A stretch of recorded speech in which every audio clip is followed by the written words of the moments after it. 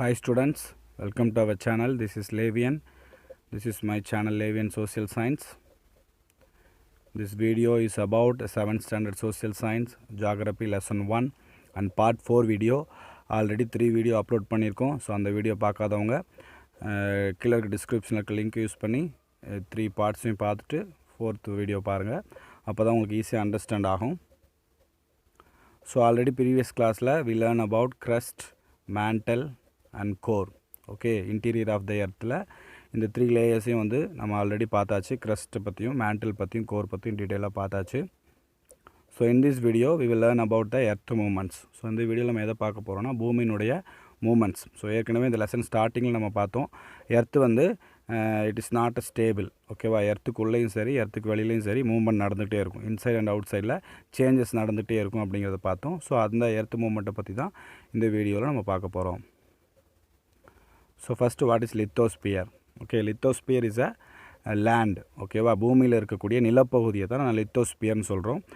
பூமியில் எங்கெல்லாம் வந்து நிலப்பகுதி இருக்கோ அது எல்லாமே வந்து லித்தோஸ்பியர்.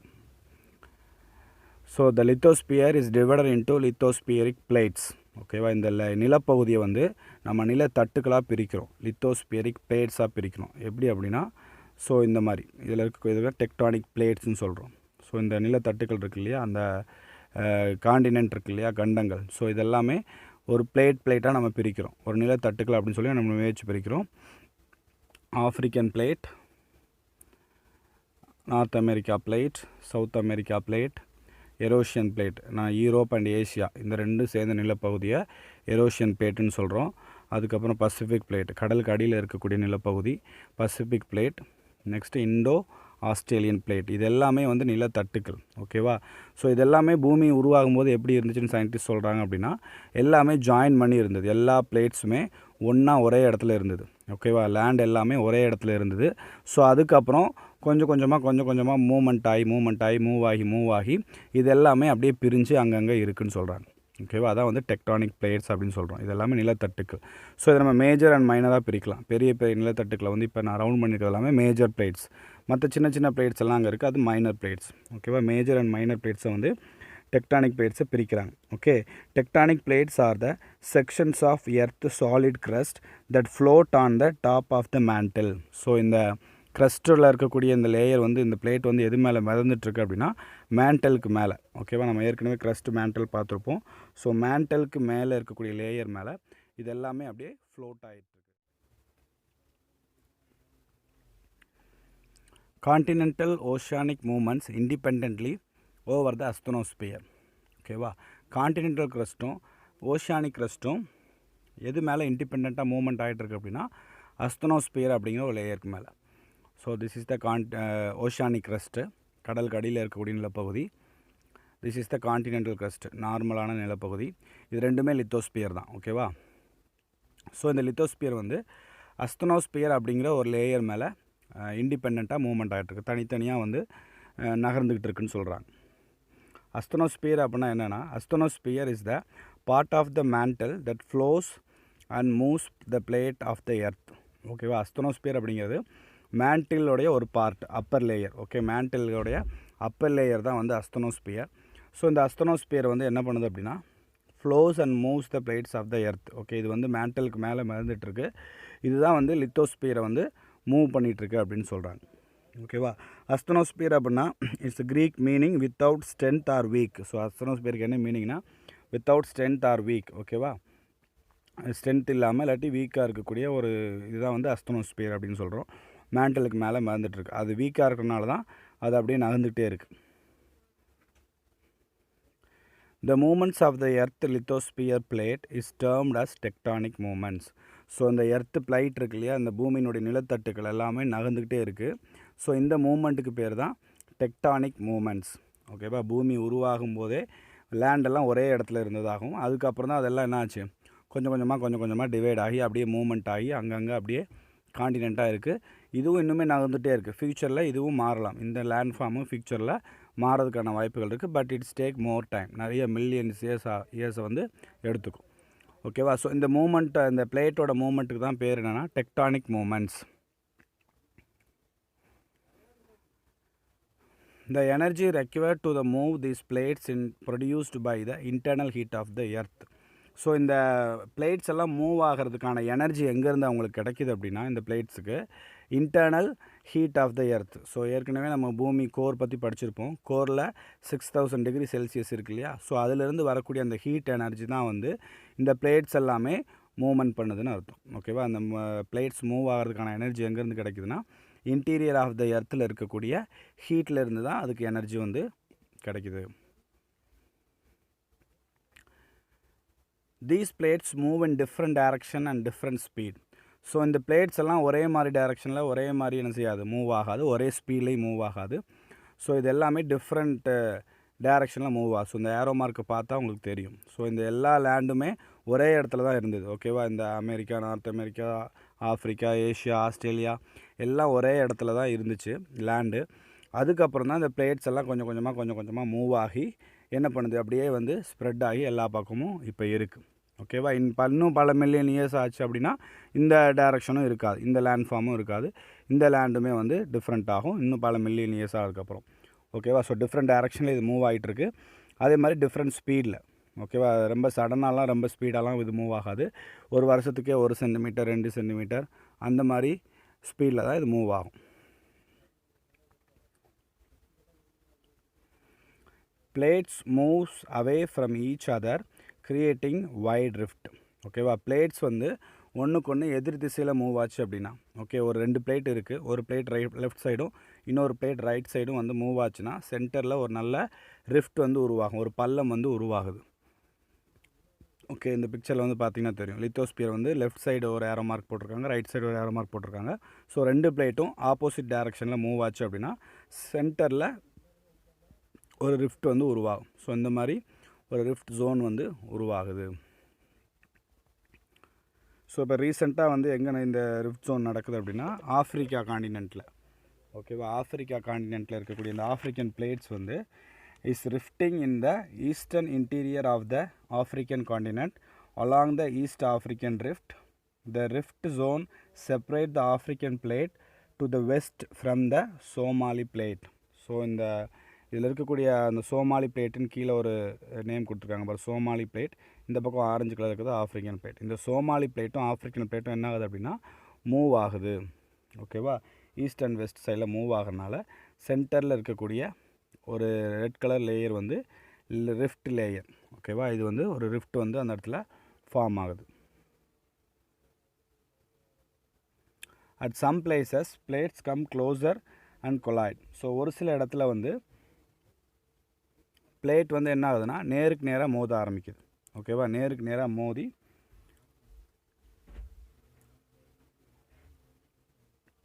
ஒன்று என்ன பண்ணும் அப்படின்னா ஒரு பிளேட்டுக்கு அடியில் இன்னொரு பிளேட் போயிடும், இல்லாட்டி ரெண்டுமே சேர்ந்து மேலே வந்துடும். ஓகேவா? அந்த மேலே இருக்க பிக்சரில் பார்த்தீங்க அப்படின்னா ஒரு பிளேட் கீழேயும் ஒரு பிளேட் மேலேயும் போகுது. ஸோ இங்கே அடுத்த செகண்ட் பிக்சரில் 2 பிளேட்டுமே மோதி அந்த லேண்ட் ஃபார்ம்ஸ் வந்து கொஞ்சம் உயரமாயிருது. அப்போ தான் மவுண்டெயின்ஸ் வந்து ஃபார்ம் ஆகும். When the oceanic plate collides with the continental plate, the denser oceanic plate is forced below the continental plate.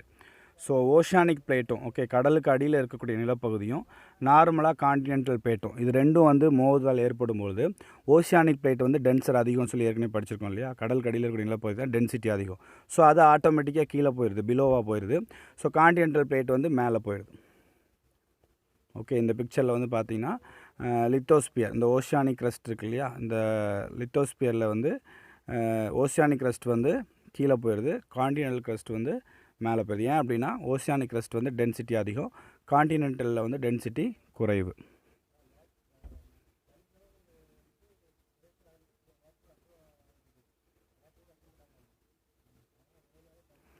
As the result of the pressure from the above the rocks heat up and melt, the molten rocks rise again forming volcanic mountains along the continental edge. So இந்த மாதிரி oceanic க்ரஸ்ட்டும் continental க்ரஸ்ட்டும் மோதும் போது அங்கே ஏற்படக்கூடிய ஒரு ப்ரெஷர்னால் அங்கே இருக்கக்கூடிய rocks வந்து என்ன ஆகுதுன்னா ஹீட் ஆகி மெல்ட் ஆகுது. ஓகேவா? காண்டினென்டல் க்ரஸ்ட்டும் ஓஷானிக் க்ரஸ்ட்டும் மூவ்மெண்ட் நடக்கும்போது இது ஸ்லோவாக தான் நடக்கிற மூவ்மெண்ட். ஒரு வருஷத்துக்கே 2 சென்டிமீட்டர் 1 சென்டிமீட்டர் தான் அப்படி மூவ் ஆகும். ஸோ சம் பிளேஸில் வந்து கொஞ்சம் இன்னும் அதிகமாகவும் மூவ் ஆகலாம். ஓகே, இது வந்து டிஃப்ரெண்ட் பிளேஸில் டிஃப்ரெண்ட் டைமிங்கில் டிஃப்ரெண்ட் ஸ்பீடில் வந்து மூவ் ஆகும். ஸோ அப்படி மூவ் ஆகும்போது ஓஷியானிக் க்ரஸ்ட்டும் கான்டினென்டல் க்ரஸ்ட்டும் மோதல் ஏற்படும் போது ஓஷியானிக் க்ரஸ்ட் அடியில் போயிடுது, கான்டினென்டல் க்ரஸ்ட்டு மேலே வந்துடுது. ஸோ அந்த டைமில் அங்கே ஏற்படக்கூடிய ப்ரெஷர்னால் அங்கே இருக்கக்கூடிய ராக்ஸ் வந்து என்ன ஆகுது, ஹீட்னால் மெல்ட் ஆகுது. ஓகே, ப்ரெஷர் ஆகி ஹீட் ஆகி மெல்ட் ஆகி அது வந்து என்ன ஆகுது, அப்படியே வால்கானிக் மவுண்டன்ஸாக வந்து கான்டினென்டல் எட்ஜில், ஓகே, அந்த கான்டினென்டல் க்ரஸ்ட்டோட எல்லை பகுதியில் அந்த விளிம்பில் வந்து என்ன பண்ணுதுன்னா ஒரு வால்கானிக் எரப்ஷன் வந்து ஃபார்ம் ஆகுது. ஸோ இந்த பிக்சரில் பார்த்தீங்கன்னா உங்களுக்கு கிளியராக அண்டர்ஸ்டாண்ட் ஆகும். ஸோ கான்டினென்டல் க்ரஸ்ட்டும் ஓஷியானிக் க்ரஸ்ட்டும் வந்து மோதல் ஏற்படுது. ஸோ அந்த இடத்துல வந்து என்ன ஆகுதுன்னா ராக்ஸ் வந்து ஹீட் அப் அண்ட் மெல்ட், அங்கே இருக்கக்கூடிய பாறைகள் வந்து சூடாகி மெல்ட் ஆகுது. தென் இட்ஸ் கம் அப், மேல் நோக்கி வந்து மேக்மாவாக ஃபார்ம் ஆகி ஒரு வால்கானிக் எரப்ஷன் வந்து அந்த இடத்துல உருவாகுது. வால்கனோ வந்து அந்த இடத்துல உருவாகிறதுக்கான வாய்ப்புகள் இருக்குது. ஸோ நெக்ஸ்ட்டு வந்து ஓஷானிக் ட்ரென்ச் வந்து ஃபார்ம் ஆகும். இந்த ஓஷானிக் ட்ரென்ச் அப்படிங்கிறது என்னென்னா டீப்பஸ்ட் பிளேஸ் ஆஃப் த சீ, கடலுக்கு அடியில் ஒரு ஆழமான பகுதி ஏற்படுது. ஓகேவா, எதனால் ஏற்படுதுன்னா கான்டினென்டல் க்ரஸ்ட்டும் ஓஷானிக் க்ரஸ்ட்டும் நேருக்கு நேராக வந்து க்ளோஸ் ஆகி மோதுறனால, ஓகேவா, அதனால தான் இந்த ஓஷானிக் ட்ரென்ச் வந்து ஃபார்ம் ஆகுது. ஸோ இந்த ஓஷானிக் ட்ரென்ச் அப்படிங்கிறது என்னென்னா it is the deepest part of the ocean, கடலே வந்து ஆழமாக இருக்கும், அதில் ஆழமான பகுதி, அகலின்னு சொல்லுவோம் இல்லையா, ரொம்ப ஆழமான பகுதி தான் வந்து ஓஷானிக் ட்ரென்ச் அப்படிம்போம். ஸோ அந்த ட்ரென்ச் ஃபார்ம் ஆகிறதுக்கு இந்த பிளேட்ஸோட மோதல்கள் தான் காரணம். In some cases, when two continental plates converge, neither plate can be forced under the other. Instead, flood may be created. So இந்த மாதிரி கான்டினென்டல் க்ரஸ்ட்டும் ஓஷியானிக் க்ரஸ்ட்டும் மோதும் போது ஓஷியானிக் க்ரஸ்ட்டு கீழே போயிடுது, கான்டினென்டல் க்ரஸ்ட் மேலே வந்துடுது. ஸோ இதே மாதிரி ரெண்டுமே கான்டினென்டல் பிளேட், ஓகேவா, அந்த மாதிரி மோதல் ஏற்படும் பொழுது என்ன ஆகுது அப்படின்னா அங்கே இருக்கக்கூடிய லேண்ட்ஃபார்ம் வந்து ஹையாக மாறிடுது, உயர்ந்து போயிடுது. ஓகேவா, உயர்ந்து அந்த இடத்துல ஃபோல்டு மவுண்டெயின்ஸ் வந்து உருவாகுது. ஓகே, ரெண்டுமே கான்டினென்டல் பிளேட். ஸோ இதில் ரெண்டுமே வந்து நார்மலாக நிலத்தட்டுக்கள். ஸோ அந்த ரெண்டு நிலத்தட்டுக்கள் மோதல் ஏற்படும் பொழுது அங்கே வந்து ஃபோல்டு மவுண்டெயின் உருவாகுது. ஸோ இந்தியாவில் இருக்கக்கூடிய ஹிமாலயாஸ் மவுண்டெயின் வந்து அப்படி தான் உருவாச்சு. நம்முடைய இந்தியாவுடைய பிளேட் வந்து பல மில்லியன் இயர்ஸ்க்கு முன்னாடி ஆஃப்ரிக்கன் பிளேட்டோடு இருந்தது. அதுக்கப்புறம் அது அப்படியே டிவைட் ஆகி அப்படியே வந்து பிரிஞ்சு வந்து மேலே இருக்கக்கூடிய ஏஷியா பிளேட்டோட மோதல் ஏற்படும் போது தான் இந்த ஹிமாலயாஸ் வந்து உருவாகி நம்மளுடைய இந்தியாவுடைய நார்த்தில் பார்டர் வந்து ஹிமாலயாஸ் உருவாயிருக்கு இல்லையா. ஸோ அந்த ஹிமாலயாஸ் வந்து உருவாகிருக்கு. காரணம் அப்படின்னா நம்ம இந்தியா அப்படிங்கிற ஒரு சின்ன பிளேட் வந்து மேலே இருக்கக்கூடிய எரோஷியன் பிளேட்டோட மோதல் ஏற்பட்டு இந்த ஹிமாலயாஸ் வந்து ஃபார்ம் ஆகிருக்கு. அதே மாதிரி தான் ஆண்டஸ், ஆல்ப்ஸ் அப்படிங்கிற ஃபோல்டு மவுண்டெயின், மடிப்பு மலைகள் எல்லாமே இந்த மாதிரி ரெண்டு கான்டினென்டல் பிளேட் வந்து மோதினால உருவானது. Himalayas, Alps and Anders. So இந்த மலைத்தொடர்கள்லாம் வந்து fold mountains. The movement of these plates cause changes on the surface of the earth. The earth movement are divided on the basis of the force which cause them. So இந்த moment எல்லாமே வந்து எர்த்தோட சர்ஃபேஸில் நிறையா மாற்றங்கள் ஏற்படுத்துது. ஓகேவா, மலைத்தொடரை உருவாக்குது, volcanoes உருவாக்குது, ட்ரென்ச்சஸ் உருவாக்குது. ஸோ இந்த மாதிரி எர்த்தோட சர்ஃபேஸில் நிறையா மாற்றங்களை வந்து இது ஏற்படுத்துது. ஸோ இந்த மூமெண்ட்ஸை வந்து நம்ம டிவைட் பண்ணுறோம் எதை வச்சுன்னா அதோடைய ஃபோர்ஸை வச்சு. ஓகேவா, எங்கேருந்து அதுக்கு ஃபோர்ஸ் கிடைக்குது, எங்கே அங்கே சேஞ்சஸ் நடக்குது அப்படிங்கிறத வச்சு நம்ம டிவைட் பண்ணுறோம். எப்படி அப்படின்னா the force which act in the interior of the earth are called endogenic forces. So பூமிக்கு உள்ள ஃபோர்ஸ் ஏற்பட்டுச்சு அப்படின்னா, ஓகே, இன்சைட் த எர்த்தில் ஃபோர்ஸ் ஏற்பட்டுச்சு அப்படின்னா அதுக்கு பேர் endogenic forces. Okay, inside process, பூமிக்கு உள்ள ப்ராசஸ் ஆகி பூமிக்குள்ளேருந்து அதுக்கு ஃபோர்ஸ் வந்துச்சு அப்படின்னா அதுக்கு பேர் endogenic process. The forces that work on the surface of the earth are called exogenic forces. So நம்ம பூமிக்கு மேல் பகுதியில் ஒரு ஃபோர்ஸ் உருவாகி சர்ஃபேஸ் மாறிச்சு அப்படின்னா அதுக்கு பேர் சர்ஃபேஸ் ஃபோர்ஸஸ் ஆர் எக்ஸோஜெனிக் ஃபோர்ஸஸ்ன்னு பேர். ஓகேவா, ஸோ பூமிக்கு உள்ளே உருவாச்சு அப்படின்னா அது எண்டோஜெனிக், பூமிக்கு மேல் பகுதியில் வெளியில் உருவாச்சு அப்படின்னா அது எக்ஸோஜெனிக். ரெண்டுமே வந்து சர்ஃபேஸ் ஆஃப் எர்த்தை வந்து சேஞ்ச் பண்ணுது. Endogenic forces sometimes produce sudden movement and at the other times produce slow movement. Sudden movements like earthquake and volcanoes cause mass destruction over the surface of the earth. இந்த endogenic forces, அதாவது பூமிக்குள்ளே நடக்கக்கூடிய இந்த endogenic forces வந்து என்ன பண்ணுது அப்படின்னா sometimes வந்து சடனாக நடக்கலாம், சம்டைம்ஸ் ஸ்லோவாகவும் நடக்கலாம். சடனாக நடக்கும்போது அங்கே என்ன உருவாகுதுன்னா earthquake and volcanoes உருவாகுது. ஓகேவா. அந்த நிலத்தட்டுக்கள், பூமியினுடைய நிலத்தட்டுக்கள் வந்து பூமிக்குள்ளே இருக்கக்கூடிய ஃபோர்ஸ்னால் கொஞ்சம் கொஞ்சமாக நகர்ந்து ஸ்லோ மூமெண்ட்டாக நகர்ந்துச்சு அப்படின்னா அது காண்டினென்ட்டில் கொஞ்சம் கொஞ்சமாக சேஞ்ச் ஆகும். ஓகே, ஒரு வருஷத்துக்கு 2 சென்டிமீட்டர் 3 சென்டிமீட்டர். அதே இது வித்தின் த செகண்ட் அப்படி சடனாக நடந்துச்சு அப்படின்னா அதுவே என்ன ஆயிரும், எர்த்துக்கு வேக்காக மாறிடும். பூமி அதிர்ச்சி வந்து ஏற்படும், நில அதிர்வு வந்து ஏற்படுறதுக்கான வாய்ப்பு இருக்குது. அதே மாதிரி வால்கனோஸும் ஃபார்ம் ஆகும். So now the time to recall. So in this video we learn about earth movements, lithosphere plate. Okay, lithosphere பிளேட்னா என்ன, நிலத்தட்டுக்கள்னா என்ன, அது எப்படி அமைஞ்சிருக்கு அப்படிங்கிறத பார்த்தோம். So different type of movement. ஓகேவா, எப்படி வந்து அந்த நிலத்தட்டுக்கள் மூவ் ஆகிறதுனால என்னென்ன மாதிரி லேண்ட் ஃபார்ம் வந்து ஃபார்ம் ஆகுது. ஓகேவா, பூமிக்கு அதாவது காண்டினென்டல் பிளேட்டும் ஓஷானிக் பிளேட்டும் மோதும்போது என்ன ஏற்படுது, 2 காண்டினென்டல் பிளேட் மோதும்போது எப்படி ஏற்படுது, ரெண்டுமே ஆப்போசிட்டாக விலகி போகும்போது ரிஃப்ட் உருவாகுது இல்லையா. So different type of movements வந்து பார்த்தோம். அடுத்து எண்டோஜெனிக் ஃபோர்ஸஸ் அண்ட் எக்ஸோஜெனிக் ஃபோர்ஸஸ்னால் ஒரு இன்ட்ரொடக்ஷன் மட்டும் பார்த்தோம். பூமிக்கு உள்ள ஃபோர்ஸ் ஏற்பட்டு சர்ஃபேஸ் ஆஃப் எர்த் மார்ச் அப்படின்னா அது எண்டோஜெனிக் ஃபோர்ஸஸ். பூமிக்கு மேல் பகுதியில் ரிவர், இந்த மாதிரி விண்டு, இந்த மாதிரி பூமிக்கு மேல் பகுதியில் ஒரு ஃபோர்ஸ் ஏற்பட்டு சர்ஃபேஸ் ஆஃப் தி எர்த் மார்ச் அப்படின்னா அது exogenic forces.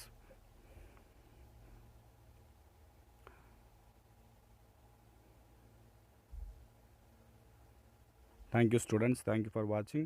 Please like, share, comment.